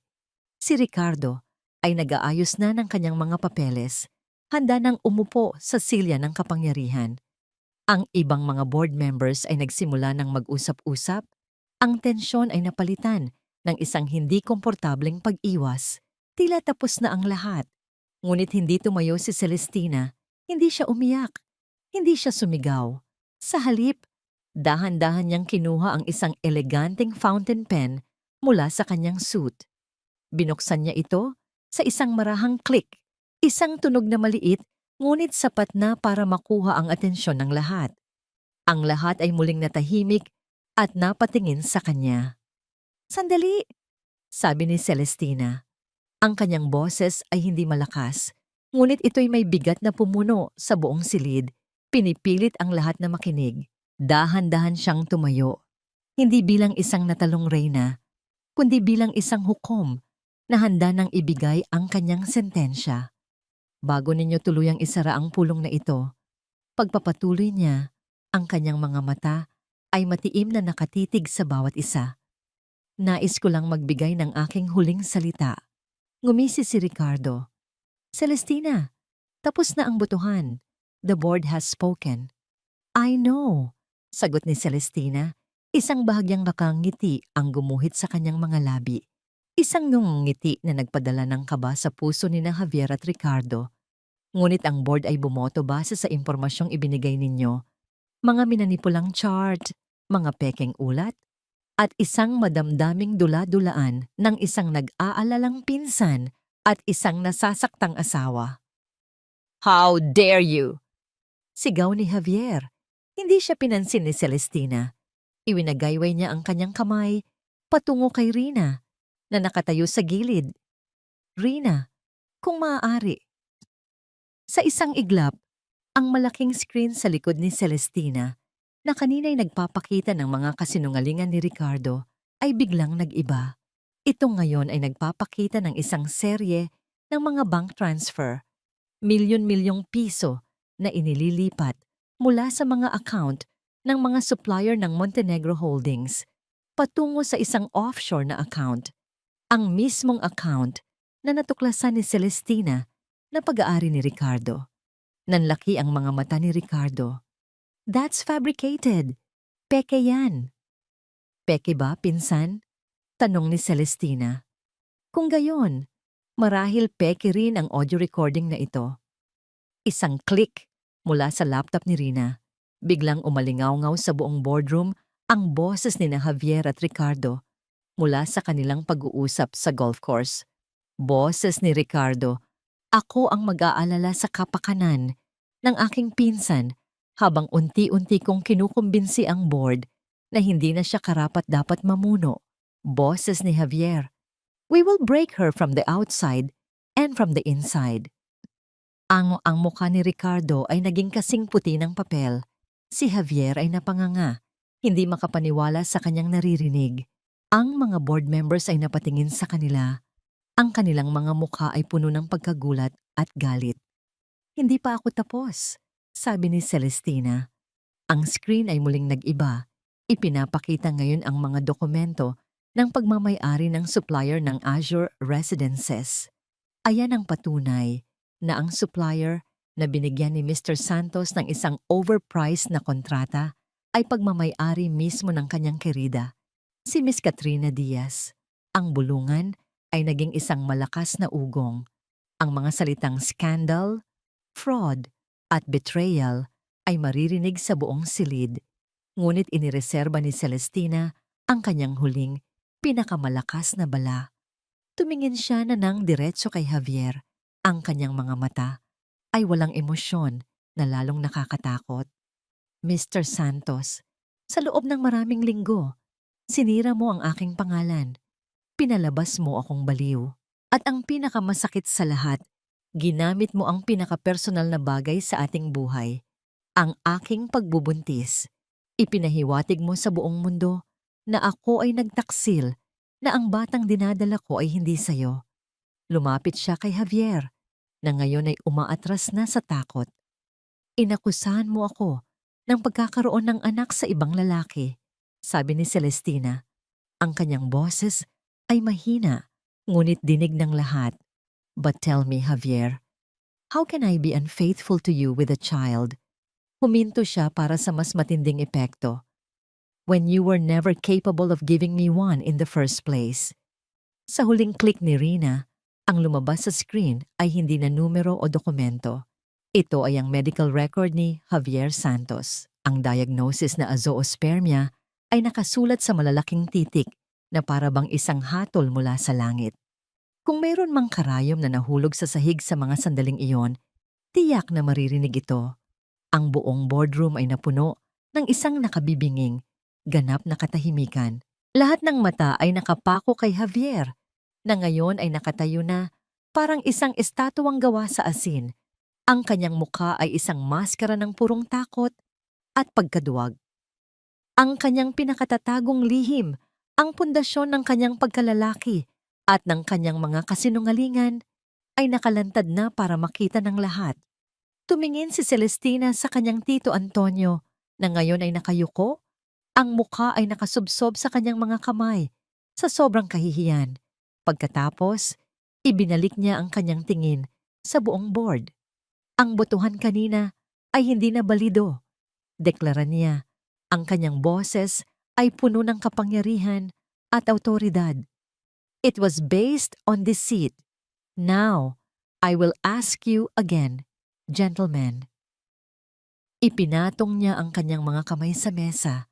Ang kanyang tingin ay matalim, na parang isang agila. Ang tanong ngayon ay hindi na kung ako ay mananatili. Ang tanong ay kung kanino ninyo ipagkakatiwala ang Montenegro Holdings. Sa isang tagapagmana na lumalaban para sa katotohanan o sa mga taong napatunayang mga magnanakaw, sinungaling at traidor. Bago pa man may makasagot, bumukas ang pinto ng boardroom at pumasok ang ilang mga pulis, kasama si Attorney Sandoval. "Javier Santos, Ricardo Montenegro," sabi ng abogado. Ang boses ay formal. "You are both under arrest for syndicated estafa and corporate fraud." Ang tagumpay sa mukha ni na Javier at Ricardo ay napalitan ng purong desperasyon habang nilalapitan sila ng mga pulis. Si Celestina ay nanatiling nakatayo sa dulo ng mesa, tahimik na pinapanood ang pagbagsak ng mga taong sumira sa kanya. Ang paghuhukom ay tapos na, at siya ang nagwagi. Ang paglabas ni na Javier at Ricardo mula sa Montenegro Tower na nakaposas at ini-escort ng mga pulis ay naging national news sa loob lamang ng ilang minuto. Ang mga kamera na kanina'y nag-aabang sa pagbagsak ni Celestina ay siya na ngayong kumukuha sa imahe ng ganap na pagbagsak ng kanyang mga kaaway. Sa loob ng boardroom, ang katahimikan ay dahan-dahang napalitan ng mga bulungan ng hiya at pagsisisi. Ang mga board members na bumoto laban kay Celestina ay hindi makatingin ng diretso sa kanya. Ang kanyang tito Antonio ay nanatiling nakayuko, hindi makagalaw sa kanyang kinauupuan. "The meeting is adjourned," sabi ni Celestina. Ang kanyang boses ay pagod ngunit matatag. Isa-isang nagsilabasan ng mga miyembro, iniwan si Celestina kasama ang iilang tapat na kaalyado at ang kanyang tiyuhin. "Celeste, iha, patawarin mo ako." Sa wakas ay sabi ni Antonio. Ang boses ay basag. "Nagkamali ako. Nabulag ako sa mga kasinungalingan ni Ricardo." Tiningnan siya ni Celestina. Ang kanyang mga mata ay hindi nagpapakita ng galit, kundi ng isang malalim na lungkot. "It wasn't just a mistake, Tito. It was a choice. Pinili mong pagdudahan ako. Pinili mong maniwala sa kanila. Ang tiwala, kapag nasira, ay hindi na basta-basta na ibabalik." Tumayo siya. "For the sake of my mother, I will not press charges against you for conspiracy. But I am accepting your resignation from the board, effective immediately." Iyon lang. Walang sigawan. Walang sumbatan. Isang malinaw at pinal na desisyon. Iyon ang mas masakit. Tumango lang si Antonio. Ang balikat ay luyloy sa pagkatalo at pagsisisi at tahimik na lumabas ng silid. Sa interrogation room ng presinto, ang alyansa ni Javier at Ricardo ay mabilis na gumuho. Siya ang utak ng lahat. Sigaw ni Ricardo habang nakaturo kay Javier. "Ginamit niya ako. Sinamantala niya ang aking pag-aalala para sa kumpanya. Ako'y biktima rin dito." Sa kabilang silid, si Javier naman ay desperado. "Hindi ko alam ang tungkol sa mga offshore accounts. Trabaho yan ni Ricardo. Ang sa akin ay maliliit na bagay lang kumpara sa pagnanakaw na ginawa niya." Ang dalawang lalaking nagplano para pabagsakin ang isang kaharian ay ngayon ay nagtuturuan na parang mga bata, parehong sinusubukang iligtas ang kani-kanilang sarili. Ngunit ang ebidensya laban sa kanila ay napakatibay. Ang kanilang mga kasinungalingan ay nagkabuhol-buhol, walang paraan para makatakas. Ang balita ng kanilang pag-aresto ay mabilis na nakarating kay Katrina Diaz. Pinapanood niya ito sa malaking TV screen sa kanyang penthouse. Habang hawak ang isang kopita ng champagne, ang kanyang kamay ay nanginginig. Tapos na ang laro. At siya ang natalo. Ilang sandali lang, isang tawag ang kanyang natanggap mula sa administrasyon ng gusali. "Miss Diaz, we regret to inform you that the lease for your unit has been terminated by the primary account holder. You have 24 hours to vacate the premises." Ibinaba niya ang telepono. Ang tawa niya ay walang saya, puno ng kabiguan. Sabi na nga ba, isa lang siyang loose end, isang laruan na itatapon kapag pinagsawaan na. Ang lahat ng karangyaan, ang kondo, ang mga alahas, ang mga design na damit, lahat ay nakatali kay Javier. At ngayon, nawala na ang lahat. Bumalik siya sa kanyang maliit at masikip na apartment sa isang hindi kilalang bahagi ng lungsod. Dala-dala ang iilang natitirang gamit. Napatingin siya sa kanyang refleksyon sa isang maruming salamin. Ang babaeng palaban at puno ng kumpiyansa ay nawala na. Pinalitan ng isang babaeng pagod at talunan. Sa huli, naging biktima rin siya ng sarili niyang ambisyon. Makalipas ang ilang linggo, dumating ang araw ng pagpirma. Sa opisina ni Attorney Sandoval, tahimik na binasa ni Celestina ang mga papeles ng annulment. Sa kabilang panig ng mesa, si Javier, na pansamantalang pinalaya para sa legal na proseso, ay mukhang anino na lamang ng dati niyang sarili. Payat, magulo ang buhok, at wala na ang dating yabang. Ang tanging naroon ay ang pagod at pagkatalo. Hindi sila nag-usap. Hindi sila nagtinginan. Kinuha ni Celestina ang pluma at walang pag-aalinlangang pinirmahan ng papel na tuluyan ng magpuputol sa kanilang ugnayan. Pagkatapos niya, Si Javier naman, habang pinipirmahan niya, isang luha ang pumatak mula sa kanyang mata at tumama sa papel. Bahagyang nagpamantsa sa tinta. Isang luha ng pagsisisi o isang luha para sa sarili. Hindi na mahalaga para kay Celestina. Wala kang makukuha kahit isang sentimo, sabi ni Attorney Sandoval. In exchange, hindi ka na idedemanda ni Mrs. Montenegro sa kasong physical injuries. Tumango lang si Javier, hindi makatingin kay Celestina. Bago siya tuluyang umalis, huminto siya sandali. Celeste, I'm sorry, bulong niya. Hindi sumagot si Celestina. Para sa kanya, si Javier Santos ay isa na lamang abo ng kahapon. Isang masamang alaala na kailangan niyang iwanan para makapagsimula muli. Pag-uwi niya sa kanyang penthouse, isang sulat ang naghihintay sa kanya. Galing ito kay Katrina. Walang laman kundi 3 salita. I am sorry. Itinapon niya ito sa basurahan. Hindi niya kailangan ng kanilang pagsisisi. Ang kailangan niya ay kapayapaan. Nakatayo siya sa harap ng bintana, nakatingin sa papalubog na araw. Ang digmaan ay tapos na, nanalo siya. Ngunit ang tagumpay ay may kasamang pagod at mga peklat. Bigla, isang maliit na paggalaw ang kanyang naramdaman sa loob ng kanyang tiyan. Isang maliit na sipa. Napangiti si Celestina, isang tunay, taos-pusong nangiti sa unang pagkakataon sa loob ng mahabang panahon. Hinaplos niya ang kanyang tiyan. Hindi siya nag-iisa. Ang nakaraan ay tapos na. Ang lahat ng sakit, lahat ng pagkakanulo ay abo na lamang. At mula sa mga abong yon, isang bagong buhay ang naghihintay. Hindi lang para sa kanya, kundi para sa kanilang dalawa ng kanyang anak. 1 taon ang lumipas. Ang sikat ng araw sa hapon ay ginintuan. Malumanay na dumadampi sa malawak at luntiang hardin ng mansyon ng mga Montenegro. Ang hangin ay sariwa. Dala ang halimuyak ng mga rosas at sampagita sa gitna ng hardin, sa ilalim ng isang malaking puno ng mangga. Nakaupo si Celestina Montenegro sa isang kumot, hindi bilang chairman ng isang dambuhalang korporasyon, kundi bilang isang ina. Sa kanyang harapan, ang isang 8 buwang gulang na sanggol na lalaki ay masayang tumatawa habang sinusubukang abutin ang isang makulay na laruan. Ang kanyang mga mata ay malaki at nagniningning, puno ng inosente at purong kagalakan. Galing-galing naman ang baby ko, malambing na sabi ni Celestina. Habang marahang pinipisil ang maliliit na kamay ng sanggol, pinangalanan niya itong Angelo. Ang kanyang anghel, ang kanyang tagapagligtas, ang maliit na buhay na nagbigay sa kanya ng lakas para bumangon at lumaban. Ang Montenegro Holdings, sa ilalim ng kanyang panibagong pamumuno, ay mas matatag at mas matagumpay kaysa dati. Matapos ang iskandalo, sinimulan ni Celestina ang isang malawakang reforma.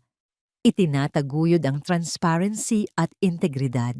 Ang mga tapat na empleyado ay nabigyan ng pagkilala at ang kultura ng takot na sinimulan ni Nina, Javier at Ricardo ay napalitan ng isang kultura ng respeto at pagkakaisa. Kinilala siya bilang isa sa pinakamahuhusay na leader sa mundo ng negosyo. Isang babaeng bumangon mula sa abo, mas malakas at mas matalino.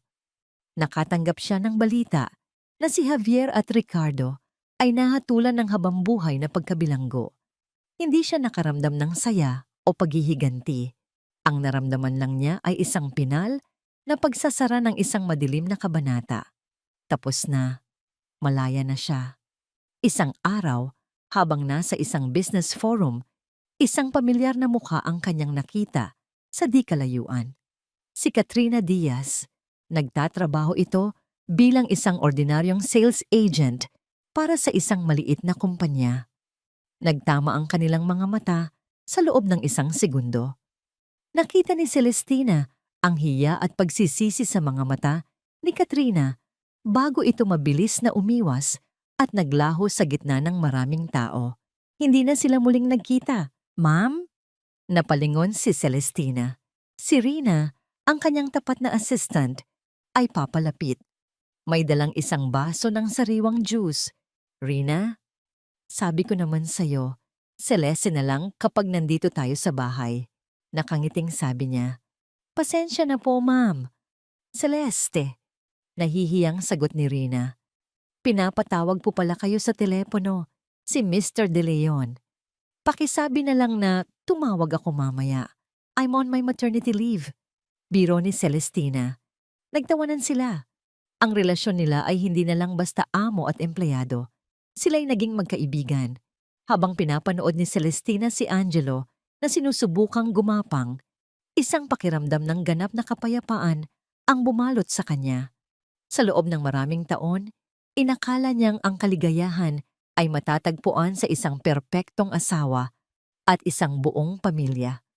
Ibinigay niya ang lahat para sa pangarap na iyon, kahit na ang kapalit ay ang kanyang sariling pagkatao. Ngunit natutunan niya sa pinakamasakit na paraan na ang tunay na kaligayahan ay hindi hinahanap sa iba. Ito ay nililikha mula sa loob. Ang kaligayahan ay ang katahimikan ng hapon sa kanyang hardin, ang halakhak ng kanyang anak, ang respeto ng kanyang mga kasamahan, ang kapangyarihang hubugin ang sarili niyang kinabukasan. Kinuha niya si Angelo at isinandal sa kanyang dibdib. Niyakap niya ito ng mahigpit. Nilalanghap ang matamis na amoy ng kanyang anak. Tayo ang gumagawa ng sarili nating kwento, anak. Bulong niya habang nakatingin sa papalubog na araw na nagpipinta ng kulay kahel at lila sa kalangitan. Hindi tayo biktima ng ating tadhana. Tayo ang may akda. Ang landas na kanyang tinahak ay puno ng sakit, luha at pagkakanulo. Ngunit hindi niya ito ipagpapalit. Dahil sa dulo ng madilim na lagusan na yon, natagpuan niya hindi lang ang kanyang lakas, kundi ang kanyang sarili. At higit sa lahat, natagpuan niya ang isang pag-ibig na mas dalisay at mas makapangyarihan kaysa sa anumang inakalala niyang posible. Ang pag-ibig ng isang ina para sa kanyang anak. Ang reyna ay hindi na kailangang lumaban. Nasa kanya na ang kanyang kaharian. At ito'y payapa, masaya, at sa wakas, tunay na sa kanya. Sa kabila ng sakit ng pagtataksil at pagkawasak ng tiwala, hindi luha ang naging wakas ng kwento ni Celestina Montenegro, kundi ang kanyang muling pagsilang bilang isang babaeng mulat sa sariling halaga. Nang ang pag-ibig ay ginamit laban sa kanya at ang katahimikan ay itinuring na kahinaan, pinili niyang tumayo, hindi lamang para sa sarili, kundi para sa anak at sa pamana na nararapat sa kanya.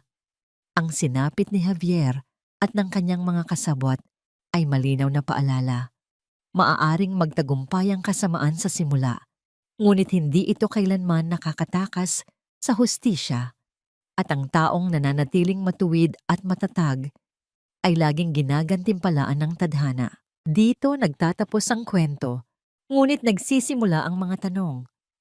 Kung ikaw si Celestina, pipiliin mo ba ang magpatawad o ipaglaban hanggang huli ang katarungan? Para sa'yo, ano ang tunay na lakas ng isang babae? Pag-ibig ba o sariling paninindigan?